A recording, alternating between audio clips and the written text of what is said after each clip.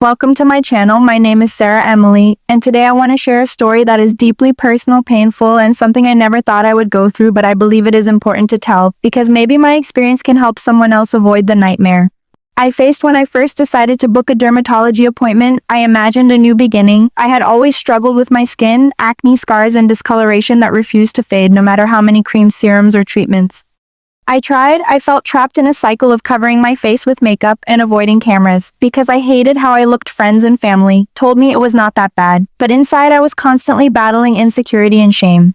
Then one evening I found a clinic online with shining reviews. Perfect before and after photos and testimonials that promised transformation. I stared at those images, imagining myself with smooth, glowing skin, and for the first time in years I felt hope.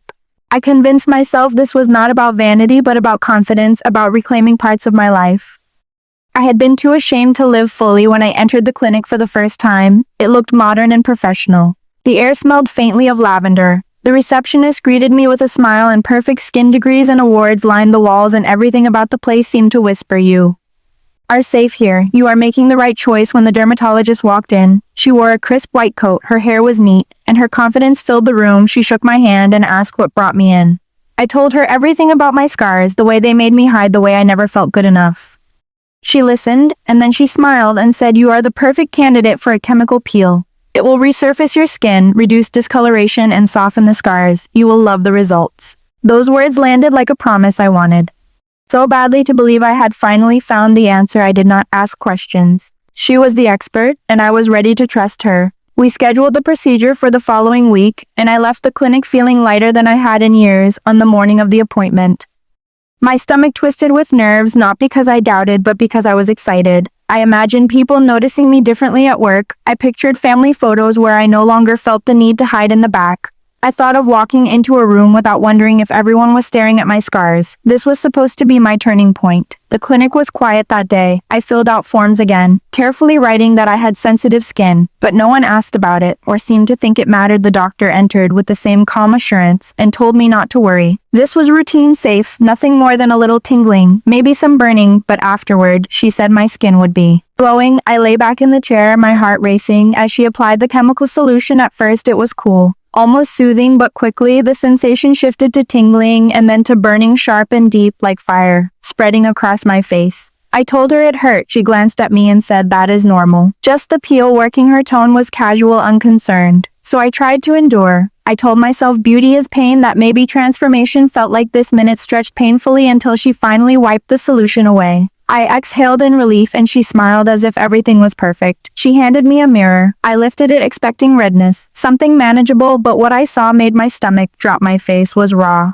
uneven, with dark patches that looked almost charred. It did not look like healing, it looked like injury. I stared at myself in disbelief, my pulse racing, but she seemed unbothered. She gave me a small tube of ointment with quick instructions: apply twice a day, avoid the sun, do not pick at the peeling. Then she hurried off to her next patient. I left the clinic clutching that ointment like a lifeline, whispering to myself that maybe this was part of the process. Maybe healing looked worse before it looked better. That night, I could not sleep. My skin throbbed with relentless pain. Every beat of my heart seemed to pound against the raw surface of my face. In the mirror, I saw someone I did not recognize. My cheeks swollen, my skin angry and inflamed. I told myself by morning it would calm down, but when daylight came, everything was worse. The swelling had grown, my skin was oozing in places, and the reflection that stared back at me was frightening. That was the moment real fear took hold, the moment I knew something had gone terribly wrong. The morning after the procedure, when I looked at myself in the mirror, I felt a cold wave of panic crash through me. My face did not look like it was healing, it looked like it was breaking down. The swelling had grown overnight, my cheeks were distorted, and the skin oozed with a shine that was not healthy. It was as if my face had become a wound that refused to close. I touched my skin lightly and winced from the sharp pain. My eyes filled with tears, but I kept telling myself maybe this was temporary. Maybe tomorrow would be better. I wanted to trust the doctor's calm words that everything was normal, but in my heart, I felt something was wrong. I called the clinic and told them how much pain I was in. The receptionist put me on hold, then came back with a quick answer. The doctor said to continue the ointment and give it time. Every hour the pain worsened. Every time I caught my face in a mirror, I saw more redness, more swelling, more damage. By the second night, I could not sleep at all. Every movement of my head sent a jolt of pain across my skin. Even the pillow brushing against my cheek felt unbearable. I tried to distract myself by watching television, but I could not focus. All I saw was the reflection of my ruined skin in the dark screen when it was off. I felt trapped inside a nightmare that would not end on the third day. The fear grew unbearable. My face looked like it was covered in burns. Patches of skin were crusting, others were raw and wet. I could not recognize myself anymore, and my heart broke as I thought about what people would say if they saw me. I avoided FaceTime calls, ignored texts, and told everyone I was busy because I did not want them to see what I had become. Finally, I forced myself to return to the clinic. I sat in the waiting room wearing a hood, even though it was warm outside, hoping no one would notice me when the doctor walked in and saw me. She paused for a second, then quickly smiled and said, "This looks dramatic, but it is still normal healing." She said chemical peels could cause reactions like this and assured me that in a few weeks I would be grateful. I wanted to scream that this did not feel normal, that I was terrified, that I could not sleep from the pain, but instead I nodded numbly. She prescribed a stronger ointment and told me to be patient as I left the clinic.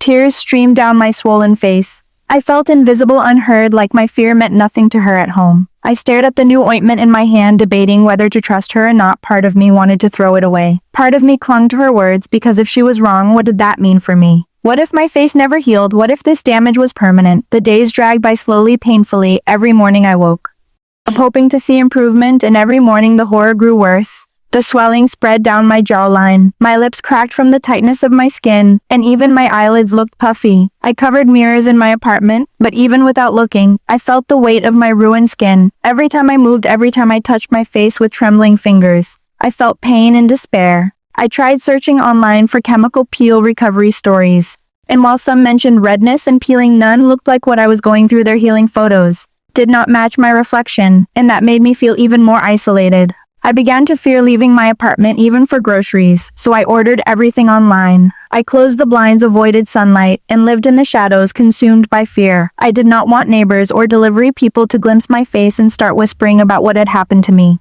The world outside felt dangerous. I sank deeper into loneliness, but the worst part was the constant thought repeating in my mind. What if this never heals? What if I look like this forever? Those questions haunted me. They stole my sleep and drained my strength, and every time I remembered the doctor's casual smile telling me I would glow, I felt anger and betrayal burning inside me. My trust had led me here, and now I did not know how to escape. The weeks after the procedure turned into a blur of pain, confusion, and deepening isolation. I had never felt so cut off from the world before. Every day was measured, not by hours but by the moments of agony, when the burning in my skin became unbearable, and the rare moments when the pain dulled just enough for me to breathe. The mirror became my enemy. I covered it with a towel, but sometimes curiosity or desperation pulled me back to look at my reflection, and every time I regretted it. My face was a battlefield, blistered, scarred, and unrecognizable. Dark patches spread across my cheeks and forehead. Raw skin peeked through in jagged shapes. My eyes were swollen, and my expression always carried the shadow of fear. I would trace my fingers carefully along the edges of the wounds, terrified that I was touching scars that would never fade. Food lost its taste, sleep abandoned me, and conversations became impossible because I did not want anyone to hear the tremble in my voice or the tears that came too quickly. I stopped answering calls from friends, even the closest ones, because I could not bear to explain what had happened to me. I avoided my family because I knew the sound of concern in their voices would break me apart. I wanted to keep the illusion that I was fine, but deep down, I was drowning. Nights were the worst. The silence in my apartment pressed down on me while my skin pulsed with heat like it was on fire. I would lie awake, staring at the ceiling, feeling the weight of my own breath and asking myself over and over, how did this happen? Why did I trust so easily? Why did I believe a stranger's promise of glowing skin? I scrolled endlessly through forums and medical websites, hoping to find someone whose story looked like mine, but all I found were mild cases. Stories where people said they peeled for a few days, then emerged radiant. No one described faces that looked burned. No one admitted to hiding in their homes out of shame. Each post I read made me feel more alone. I began to withdraw, not just from people but from life itself. I worked remotely, and even that became harder. Every video meeting was an ordeal. I kept my camera off and made excuses. My coworkers probably assumed I was tired or stressed, but the truth was I was hiding a face I no longer recognized. I stopped going outside except late at night when I was certain the streets would be empty. I would pull my hood tight around my face and walk quickly to the mailbox or the corner store, never making eye contact with anyone, afraid they would see and recoil. The fear of judgment became as heavy as the pain itself. I imagined whisper strangers staring, children asking their parents what was wrong with that woman. I built walls around myself higher every day until it felt like I was living in a cage. My cage was filled with ointments, cold compresses, and bottles of painkillers that barely helped, and inside that cage, I replayed the appointment in my head again and again. I heard the doctor's confident tone, the reassurance that this was normal, and the echo of her words. "You will be glowing afterward." Now those words felt cruel, like a lie designed to trick me into trust. I wanted to march back into her office and demand answers, but the thought of stepping out into the world terrified me. What if she dismissed me again? What if she told me nothing was wrong, even though my face was proof that everything was wrong? The anger inside me grew alongside the isolation. I felt like a prisoner locked away, not by bars, but by my own skin. I thought about the life I had before. Even though it was filled with insecurities, it was mine. I could still walk outside, still meet friends, still smile without fear. Now I felt stripped of everything. Even the simplest acts, like standing in sunlight or laughing with someone over coffee, seemed unreachable. As the days stretched into weeks, despair grew heavier.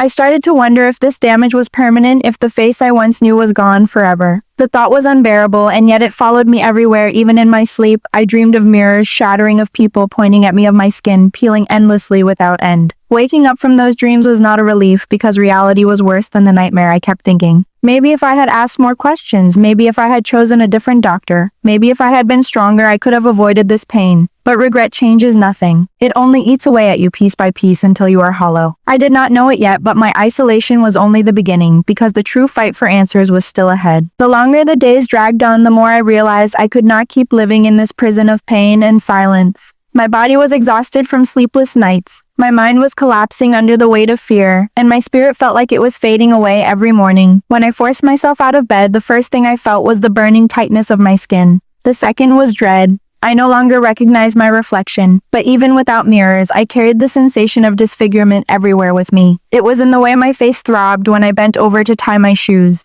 It was in the way my cheeks cracked when I tried to smile, and it was in the way my heart sank every time I thought about the future. The idea of living like this forever was unbearable. One evening, after another day of hiding with the blinds drawn, I sat in the dark scrolling through my phone, desperate for some kind of answer. I found medical articles describing chemical burns, complications from peels that had gone wrong, and warnings about how certain skin types should never receive strong treatments. My stomach twisted as I read, because the words matched my reality-sensitive skin history of reactions, risk of hyperpigmentation, everything I had written on the clinic forms, everything I had trusted the doctor to notice and protect me from. But she had ignored it. I realized then this was not just a bad reaction, this was negligence. It was a mistake that had left me damaged and alone. The anger that rose in me was almost stronger than the fear. I wanted to scream at her, to make her look at my face and admit what she had done. But I was terrified of being dismissed again, terrified that she would minimize my pain and tell me once more that everything was normal. I could not take another wave of dismissal.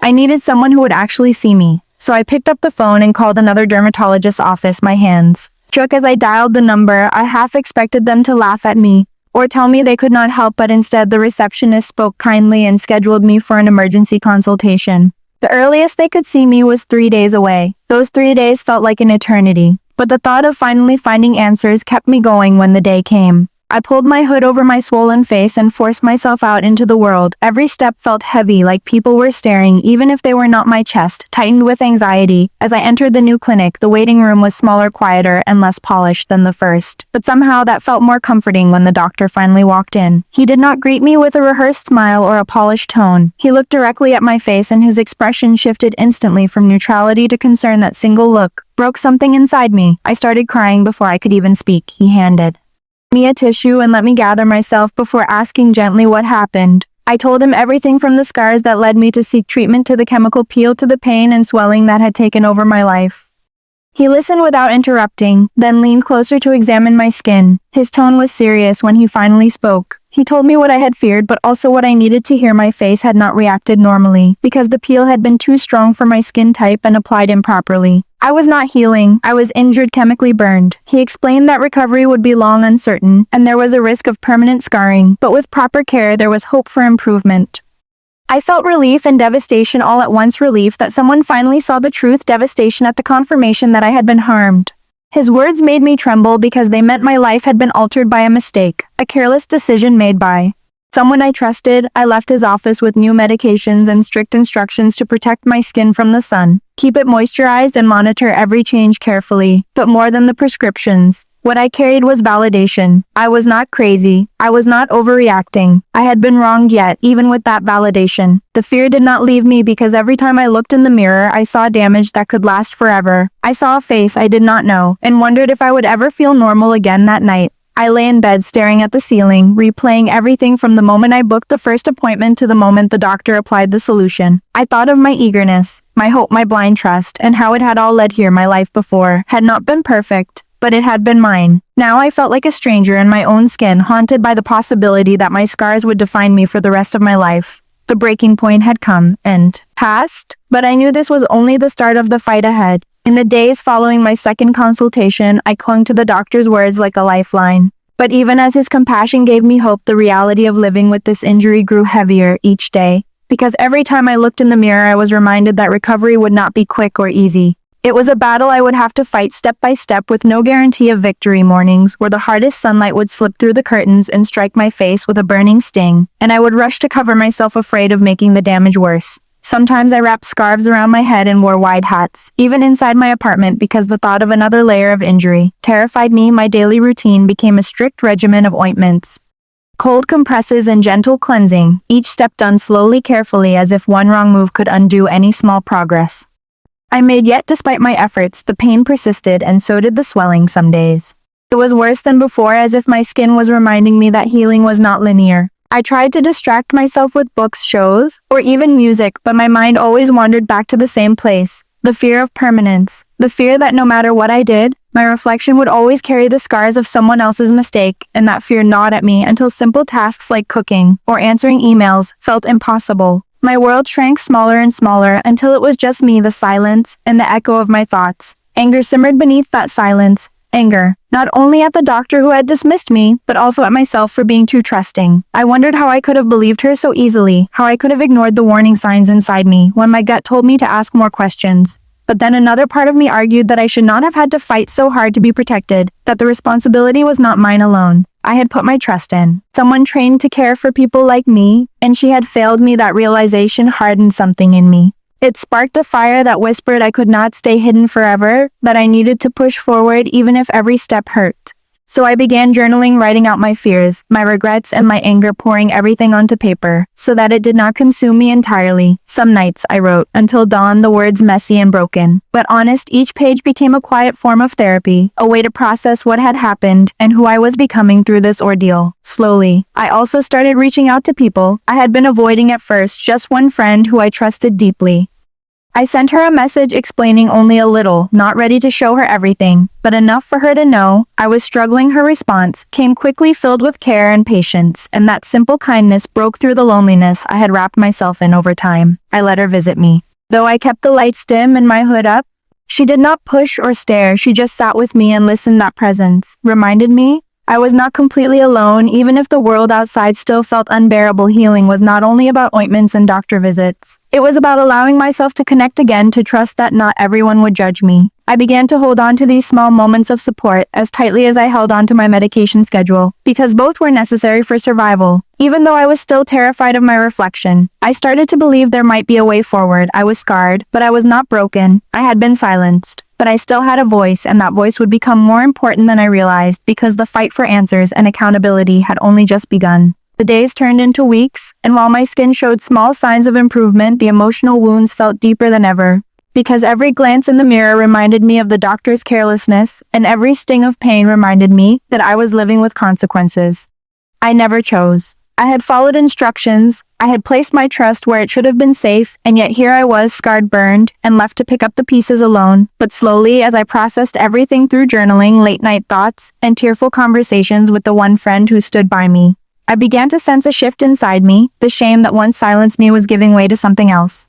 A kind of restless determination. I realized that hiding forever would not change what had been done. I could wrap myself in scarves, stay in the shadows, and hope people forgot me, or I could tell my story, speak the truth about what happened, and maybe protect someone else from falling into the same trap. The thought of exposing myself terrified me because the scars were still raw.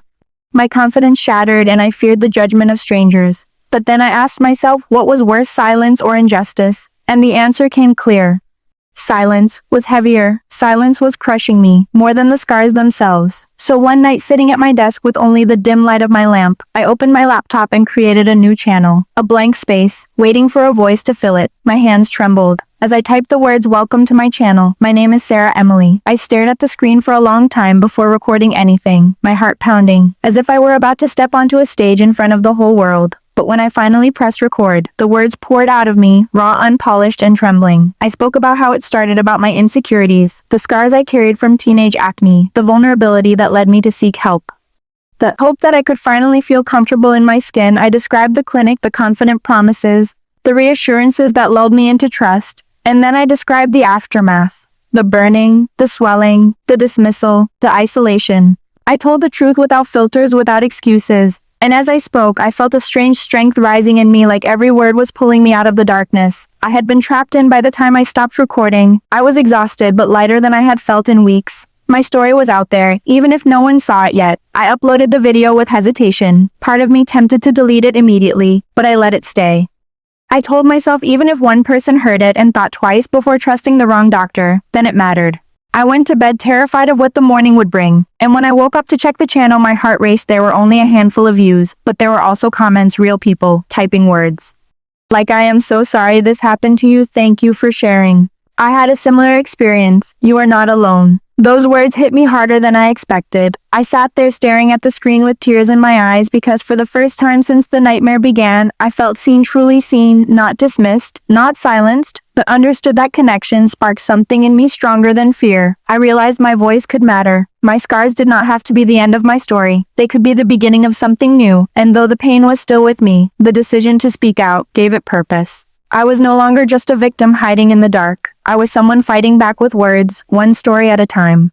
At first, sharing my story felt like lifting a weight off my chest, but as the days went by and more people began to watch my video, I discovered that speaking out came with its own storm, because while many comments were supportive, filled with kindness and encouragement, there were also voices that stung deeply. People who questioned my truth, accused me of exaggerating, or even claimed that I was responsible for what happened. They wrote things like, "Maybe you didn't follow the aftercare properly," or "If you had done your research, you wouldn't be in this mess." And those words pierced through me because they echoed the doubts that already haunted my mind. The doubts I whispered to myself in the quiet moments when the pain felt unbearable. Maybe it was my fault. Maybe I should have been smarter. Maybe I had asked for this by being desperate for change. I tried to remind myself that the second dermatologist had confirmed the burns were real and caused by negligence, but still the cruelty of strangers lingered. I began to fear checking my channel because I didn't know if I would find comfort or cruelty waiting for me. Every notification made my stomach twist, yet even as the backlash hurt me, the supportive voices reminded me why I started. People who said they were about to book a peel and change their mind. After hearing my story, people who told me they too had been dismissed by doctors. People who wrote, "Thank you. You saved me from making the same mistake," and those messages became my anchor, reminding me that truth mattered more than judgment. Still, the fear grew heavier than I expected. I worried constantly that the doctor who had harmed me would see the video and try to silence me. I imagined lawsuits, threats, retaliation. I imagined her powerful clinic crushing me for daring to speak against her.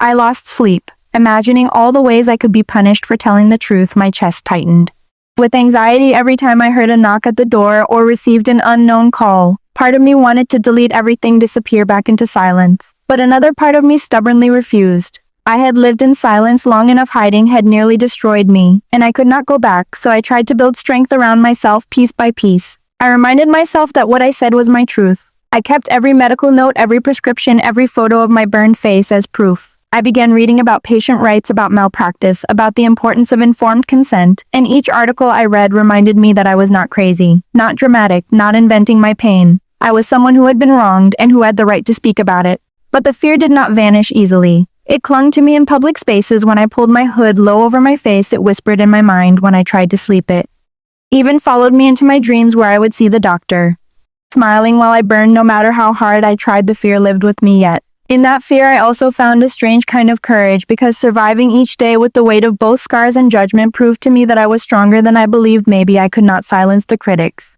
Maybe I could not erase the fear, but I could keep speaking, and with every word I shared, I was reclaiming a piece of myself that had been stolen. The scars on my face were still raw, but the voice that came from my mouth was no longer silent. And even if the world tried to drown me out, I had made a decision. I would not go back into the shadows. The fear lingered like a shadow, but slowly something else began to take root alongside it. A sense of purpose that grew stronger each time I saw a comment from someone who felt less alone because of my words. Each time a stranger wrote you, gave me the courage to cancel my appointment, or I finally feel like someone understands. I realized my scars, though painful, could serve as a warning, and maybe even as a light for others, walking into the same trap, and with that realization came a shift in how I carried myself.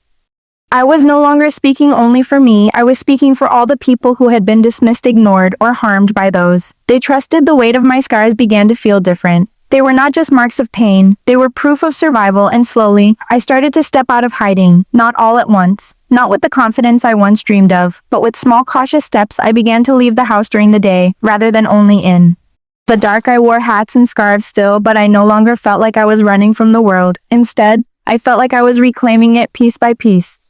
The first time I sat in a cafe again, my heart raced, my hands trembled as I lifted my cup. But no one pointed, no one whispered, the world kept moving, and I realized most people were too consumed with their own lives to notice me, and that gave me a fragile sense of freedom. I also continued uploading videos, sometimes short updates about my recovery, sometimes long late-night reflections about pain, trust, and resilience. The more I spoke, the more the fear of judgment loosened its grip on me, and in its place came connection, because other survivors began reaching out. Not just people with bad peels, but people harmed in other ways by medical mistakes. Stories poured into my inbox, each one filled with pain, but also with strength. People who had lost parts of themselves, yet still kept going. Their words reminded me I was part of something bigger than my scars, a silent community of survivors who rarely had the chance to speak.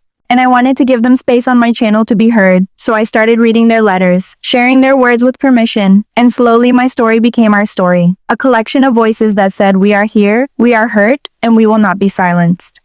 It was not easy because each story reopened wounds in me, but it also built me up, reminding me that I was not alone, even when isolation tried to convince me otherwise. One night, as I read through messages, I realized I had not thought about deleting my channel in weeks. The fear of backlash was still there, but it no longer controlled me. Instead, I felt driven to keep going, to keep building something meaningful out of my pain. My scars were still visible. My healing was far from complete. But for the first time, I believed I had a future, not the future I imagined before all this happened, but a future shaped by resilience, shaped by truth. I had been broken down, but I was learning to rise again, and that rising, that choice to keep speaking, would become the turning point that carried me forward. Healing is never a straight road, and even as I began to speak out and connect with others, there were still days when I collapsed into tears, staring at my reflection, and wondering if I would ever feel beautiful again. But slowly I began to notice small shifts in myself, not just on my skin though. The redness started to fade little by little. The blisters flattened and left lighter marks, but also in the way I carried my pain. It was no longer a weight crushing me completely. It was something I carried with more strength, as if my voice and my community had given me a new backbone. One morning, I woke up, and for the first time in months, I looked in the mirror without instantly recoiling. Yes, I still saw scars. Yes, my face was still different than before, but I also saw survival. I saw eyes that had cried and yet were still open, still shining. I began to treat my morning routine differently. Instead of only focusing on hiding or healing, I started to add small rituals that made me feel alive again, like brushing my hair slowly or putting on soft lipstick, even if I never left the house. Those little acts reminded me that I was still me, that my identity was not erased by scars. I also began stepping outside more often. Short walks during the day turned into errands, and eventually into longer moments in public, where I let my face show more than before. At first, my heart pounded with fear, imagining stares or whispers, but to my surprise, most people carried on without reaction, and each time I survived those outings, I grew a little braver. One day, I even met a friend for lunch in the daylight, something that had once felt impossible. I sat across from her, nervous at first, but as the conversation flowed, I forgot about my scars and remembered what it felt like to laugh freely. It was a moment of freedom, a glimpse of the life I thought I had lost forever, and it reminded me that healing was not just about skin, it was about reclaiming confidence piece by piece. I still recorded videos sharing these small victories, and my audience responded with encouragement, telling me they were proud of my steps forward, and some even said my courage helped them try things they had been avoiding, whether it was showing their own scars or speaking up about their experiences, and that feedback fueled me. It made me realize that confidence was not about being flawless. It was about choosing to live openly, despite imperfections. Every scar on my face told a story, and while I once hated them, I began to see them as proof of strength. Proof that I had endured and survived. What should have broken me, confidence, did not return overnight. It wavered, sometimes fell apart.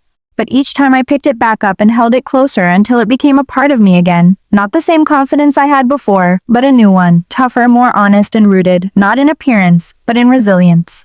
This shift marked one of the most important phases of my recovery, because I began to believe not only that I could heal, but that I could thrive again, and that belief changed everything about the way I walked through the world.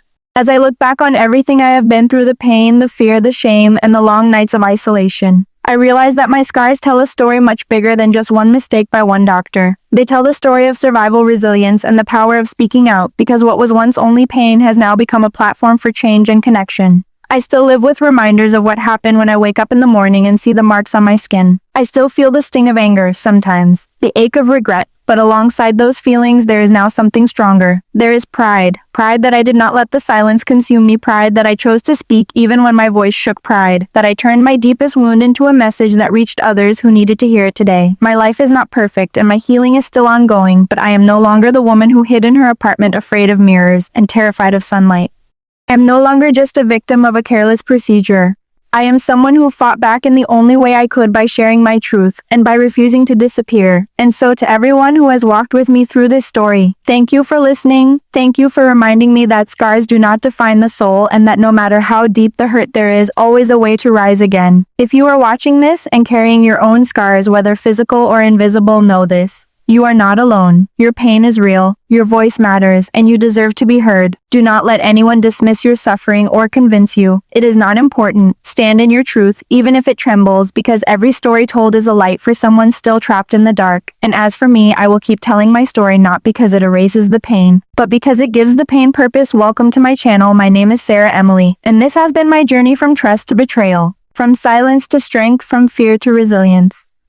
If my story has touched you or helped you in any way, I invite you to stay with me as I continue to share more about healing, self-discovery, and the fight for accountability. And if you carry your own story, I hope you find the courage to share it, because together we are stronger, and together we can make sure that no one feels as alone as I once did. Thank you for being here. Thank you for listening. And until next time, take care of yourself. Hold on to hope. And remember, scars may change our skin, but they never have to define our spirit. This is Sarah Emily signing off. This is Sarah Emily. Thank you for watching. Take care of yourself. And remember, your scars don't define your spirit.